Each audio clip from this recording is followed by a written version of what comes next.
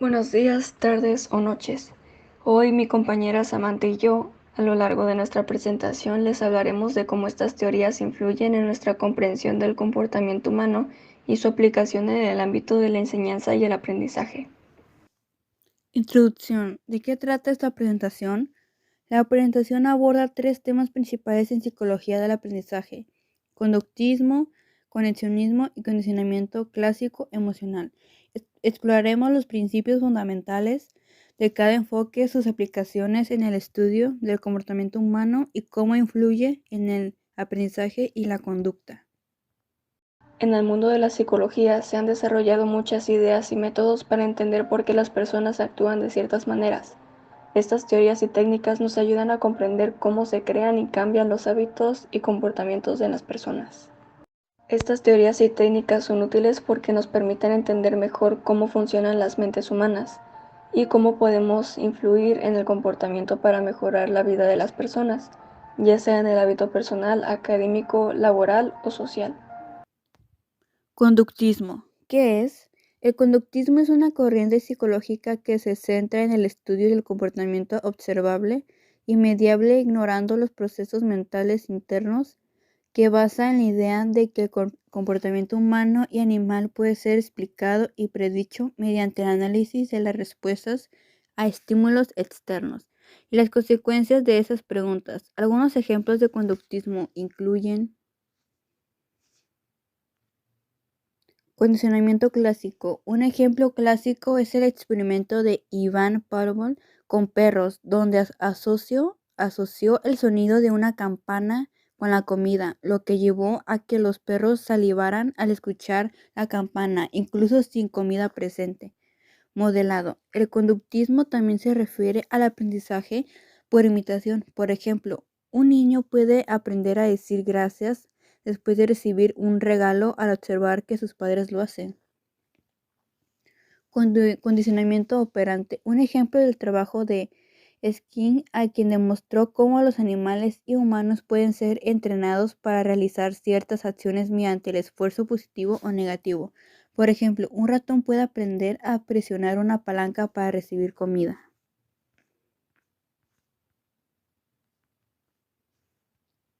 Conexionismo. ¿Qué es?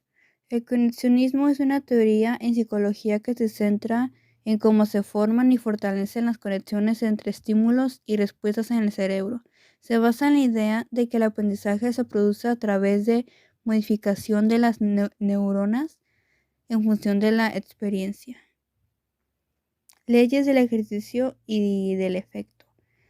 Leyes del ejercicio. Esta ley establece que en cuanto más se practique o se ejercite una conexión neuronal, más fuerte será esa conexión. Por ejemplo, si una persona practica regularmente el piano, sus conexiones neuronales asociadas con la música y la coordinación motora se fortalecerán con el tiempo. El efecto. Esta ley establece que las respuestas sugeridas de consecuencias satisfactorias son más propensas a repetirse,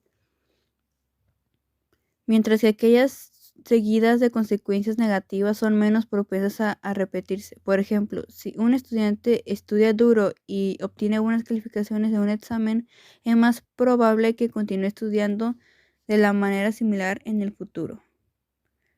Ejemplo, imagina que estás enseñando a un niño a atarse los zapatos. Si cada vez que el niño logra atarse los zapatos correctamente, reciben un elogio o una recompensa, ley del efecto, es más probable que repitan ese comportamiento en el futuro.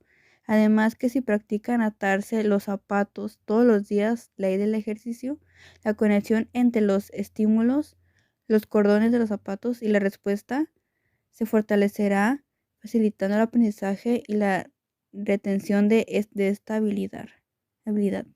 Condicionamiento clásico y condicionamiento emocional. Condicionamiento clásico. Este tipo de condicionamiento implica la asociación de un estímulo neuronal con un estímulo que provoca una respuesta automática. Un ejemplo es que el experimento de Pavlov, los perros, donde un perro aprende a asociar el sonido de una campana, estímulo neutral, con la comida, estímulo incondicionado. lo que eventualmente provoca que el perro salive respuesta incondicionada solo al escuchar el sonido de la campana. En el condicionamiento clásico hay 3 elementos principales. 1. Estímulo incondicionado. Es un estímulo que naturalmente provoca una respuesta específica sin necesidad de aprendizaje previo. Por ejemplo, en el experimento de Pavlov, la comida era el estímulo incondicionado porque provocaba la salivación de los perros. 2. Respuesta incondicionada. La respuesta automáticamente que se produce frente al estímulo incondicionado. Siguiendo con el ejemplo de Pavlov, la salivación de los perros antes de la comida es la respuesta incondicionada. 3. Estímulo neutral. En un estímulo inicialmente no provocada, una respuesta específica en el experimento de Pavlov, el sonido de una campana era un estímulo neutral antes de que se asociara con la comida. Durante el proceso de condicionamiento, el estímulo neutro se presenta previamente junto con el estímulo incondicionado, hasta que el estímulo neutro se asocia con la respuesta incondicionada. Después de este proceso, el estímulo neutro se convierte en un estímulo condicionado, y la respuesta que se produce antes de este estímulo se llama respuesta condicionada. En el experimento de Pavlov, el sonido de la campana se convirtió en el estímulo condicionado que provoca la salivación de los perros. Condicionamiento emocional. El condicionamiento emocional de un tipo de condicionamiento clásico que implica la asociación de un estímulo neutral con una experiencia emocional. Esto puede producir a respuestas emocionantes específicas antes de este estímulo en el futuro. Por ejemplo, si alguien experimenta un evento emocionalmente impactante en un lugar específico, como un accidente de automóvil, este lugar puede convertirse en un estímulo condicionado que provoca ansiedad o miedo cada vez que la persona regresa a ese lugar, incluso si el estímulo original del accidente no está presente. El condicionamiento por contigüidad es un principio en psicología que sugiere que los eventos que ocurren juntos en el tiempo y el espacio tienden a asociarse entre sí. En la formación de hábitos, esto significa que un comportamiento tiende a ser seguido por una consecuencia inmediata, lo que refuerza la probabilidad de que el comportamiento se repita en el futuro.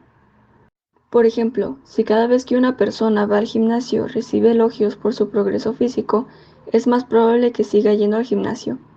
En cuanto a la eliminación de hábitos, la extinción del condicionamiento por contigüidad implica romper la asociación entre el comportamiento y su consecuencia, lo que lleva a una disminución en la frecuencia del comportamiento.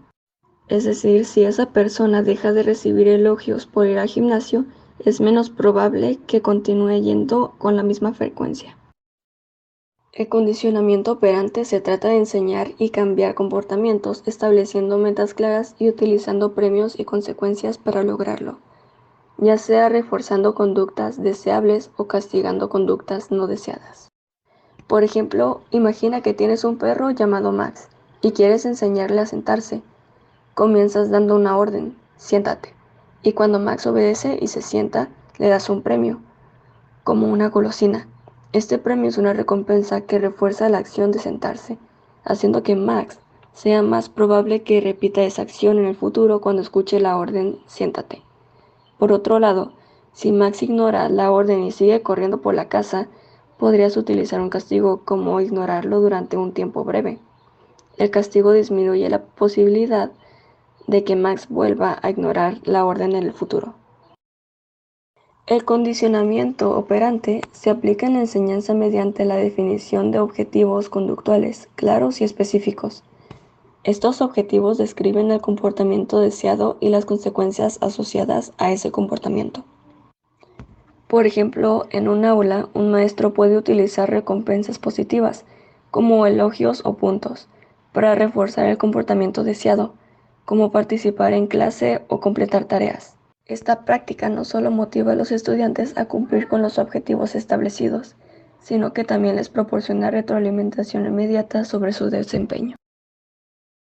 El condicionamiento operante también juega un papel importante en el aprendizaje de dominio, donde los estudiantes se esfuerzan por comprender y dominar un tema o habilidad en lugar de simplemente alcanzar una calificación. Al reforzar el esfuerzo y la persistencia, los educadores pueden utilizar el condicionamiento operante para fomentar un enfoque orientado al dominio en el aula. Esto promueve una mentalidad de crecimiento, donde los estudiantes valoran el proceso de aprendizaje y están dispuestos a enfrentar desafíos y superar obstáculos en su camino hacia la maestría. En la modificación cognitivo-conductual, el condicionamiento operante se utiliza para cambiar tanto los comportamientos observables como los pensamientos y creencias subyacentes. Al identificar los antecedentes y las consecuencias de los comportamientos no deseados, los terapeutas pueden implementar estrategias de refuerzo positivo y negativo para promover el cambio.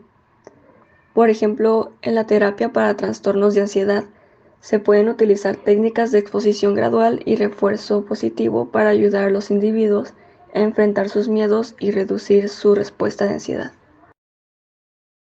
En conclusión, hemos explorado varios aspectos del conductismo, desde las leyes del ejercicio y del efecto hasta los diferentes tipos de condicionamiento como el clásico, emocional y operante. También discutimos cómo estos conceptos pueden aplicarse en la enseñanza, el aprendizaje y la modificación de hábitos. Esperamos que esta presentación haya proporcionado una comprensión más profunda de estos principios y cómo pueden influir en nuestro comportamiento y desarrollo. Y bueno, eso sería todo por nuestra parte. Les agradecemos mucho por su atención.